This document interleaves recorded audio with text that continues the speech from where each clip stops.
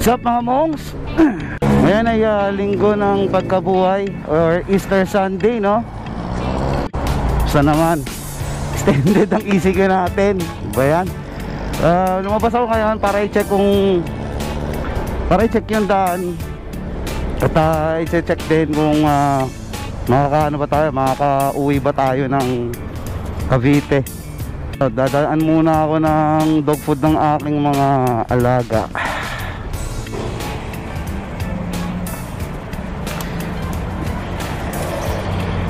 Daan muna tayo. Papabili kasi si Airpods ng dog food eh. Sobrang init na.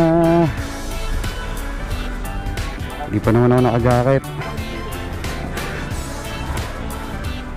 Idadaan na kasi tayo mamaya mga mongs na yung sleeves.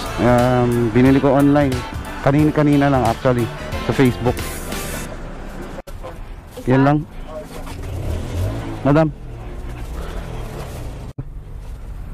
Madam, thank you. So yung mga mongs, balik na tayo. So ito parang normal pa rin naman yung lagayan ng kalsada. Pero dahil nga nag-ECQ yung mga nagtatrabaho, yung iba dyan pahinga na naman sila. Lalo pa ngayon, extend na naman yung ECQ ng 1 week, additional 1 week. Anniversary ng pandemic. So na naman tayo, back to zero. Kumukulimlim, sana hindi umulan. At may dadaanan pa tayo. Hindi ako naka-jacket ngayon. Kasi may yun nga, nabanggit ko nga kanina eh, may kukunin tayong sleeves eh. Kailangan na natin maging alert sa biyahe. Medyo lumakas na yung loob ko ngayon monks, no? Sa Silinyador. Siguro dahil nakatulong yung experience na long ride, no? Kasi tanga na kung tatakbo tayo sa long ride ng 30-50 ay 40, anong oras na tayo makakarating na ng Cavite? Talagang napilitan ako nun kasi mga kasabay namin yun, ganun yung takbo, mga 80. So ugaliin, sa mga new riders dyan, ugaliin natin na bago tayo mag left turn, right turn, kahit nakasignal pa tayo, ugaliin pa rin natin na lumingon. Kaya hindi natin maiwasan na may mga kamote pa rin sa daan. Pwede na! Dito may dadaanan muna tayo malapit sa SM Sukat. Yun nga, yung sleeves natin. So punta tayo ng Barangay San Dionisio. At meron tayong pipick upin na item. Medyo lumalamig. Sana wag umulan. Yan, ang lamig. Mukhang uulan na. So ganun pa rin naman yung kalagayan ng kalsada. Tatakot lang ako bumiyahe kasi di ba nga ECQ no nakaraan talagang walang biyahe. So akala ko baka ganun.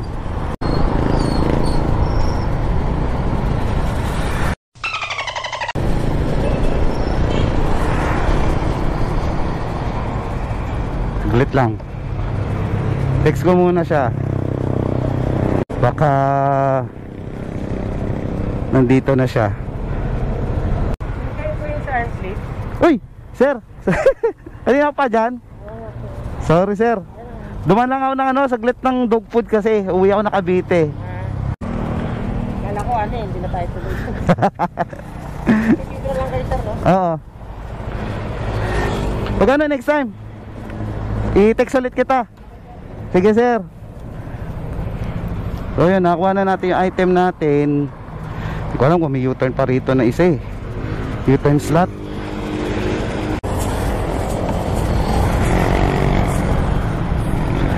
Alright. Makulimlim na. Ang nakakabiyahe pa naman yung mga motor eh. Ang kasi mga mongs, kaya ako nag-hesitate na bumiyahe dahil sa baka ang pwede lang bumiyahe ng mga nakamotor yun nga, nagdadala ng mga essentials, no? So mga nakantabay na dyan dati sa akin, so alam nyo naman ang rest day ko Saturday, Sunday. Eh ngayon Sunday hindi tayo nakauwi kahapon dahil may pasok tayo, pinapasok tayo ng ating boss. So ito parang one day rest day lang ang nangyari. Though 4 hours lang yung shift ko last night. Sarap dito mga mongs. Sarap tumambay rito. Kita nyo yun, may nagpipiknik pa. Maliwalas kasi dito, puro puno. A few moments later. Okay pa ang kalsada. Pumasok kasi ako dito sa isang barangay dito sa sa Bacoor Wala lang, maiba man lang sa inyong mga mata, magsawa na kayo Hindi tayo makagala ngayon mga mongs hindi natin kasama si Mrs. Kung maglo-long ride tayo, dapat kasama siya. Hindi pwedeng hindi pwedeng ako lang yung mag-i-enjoy. Hindi totoo yan. Bola lang yan. Buti buhay pa yung buhay pa yung battery ng GoPro ko. Baka hindi umabot sa bahay Joyride. Okay pa yung biyahe mga mongs. Nakikita nyo, medyo maluwag dito. Sarap pumiyahe. Basta ganito kaluwag.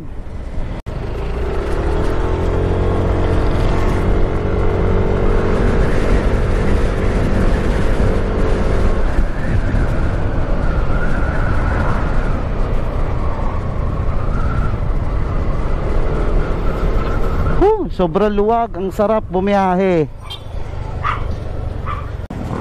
Alright,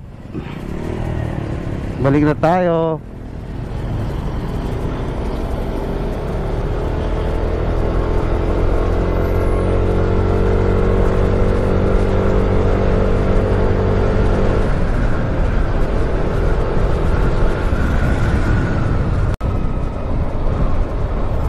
Bagal-bagalan lang natin.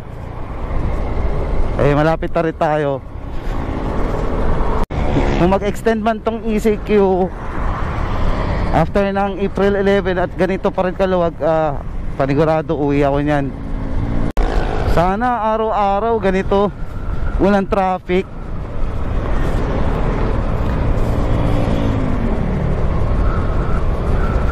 Para nakaka-uwi tayo. Ito yung isa sa mga gusto kong mangyari. If ever lang naman na pala rin mapagtayo din tayo ng business. Ito yung katulad nito, yung mga helmet, titinda na helmet, yung mga riding gears. Since ito na yung naging hilig natin, hopefully makapagpundar sa makapag-business ng ganito din. Tingnan natin kung anong mangyari sa future natin. Ay, lapit na pala tayo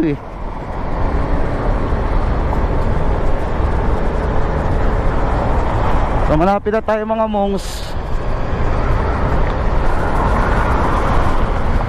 Sinusulit ko lang tong one day rest day natin Kaya umuwi ako. Tsaka ito, medyo inabahan ko yung biyahe natin para mas marami tayong nakikita.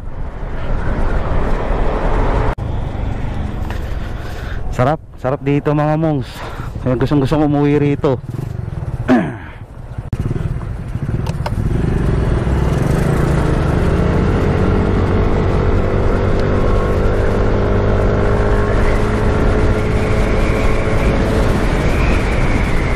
Oops, tama na yon. Naiwanan na sila. Tama na yon. Alright, ang sarap bumiyahe ngayon. Ang lamig. Hindi na nawala yung init. Kung nag-enjoy kayo sa ating vlog for today mga mongs, please like, share, and subscribe to my channel. And hit the notification bell para lagi kayong updated sa mga i-upload kong video sa mga susunod na araw. So ingat kayo palagi mga mongs. Ugaliin natin na mag-alcohol kung galing tayo sa labas. Hugas ang kamay para iwas sa sakit. Again, this is Yanni Boy. See you on my next vlog mga mongs. Peace.